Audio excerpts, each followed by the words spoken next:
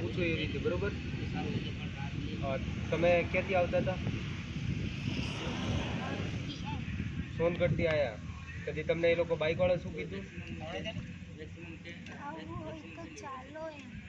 આવું હોય તો ચાલો એમ. તમારે ક્યાં જવું હતું?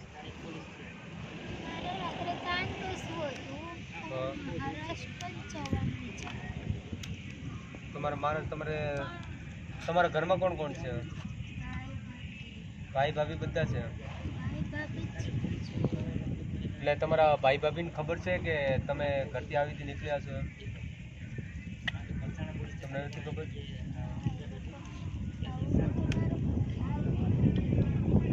એટલે તમને હું કીધું ઘરથી નીકળી જાવ એમ?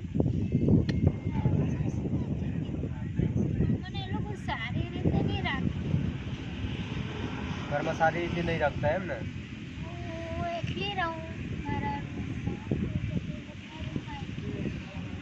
તો અત્યારે તમે બાઇક પર જે છોકરા તમને લઈ આવ્યા એને તમે રસ્તામાં કંઈ હાથાપાઈ કંઈ કાંઈ નથી કર્યું ને? એવું કાંઈ નથી ને? તો આપ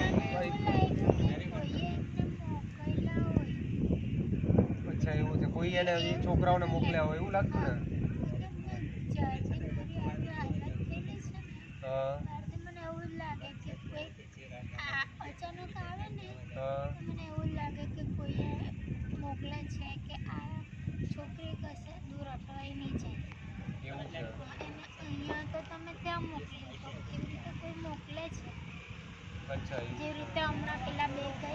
હા.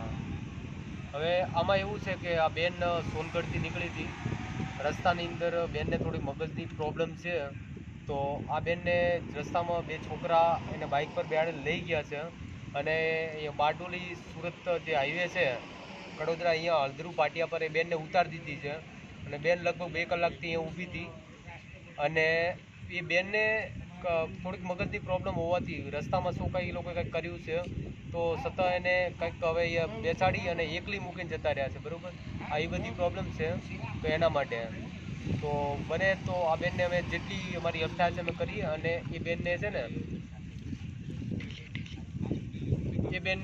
અમે ત્યાંથી અત્યારે પોલીસને બોલાવી છે અને અમે બેનને એ જગ્યાએ સોંપીએ છીએ બરાબર.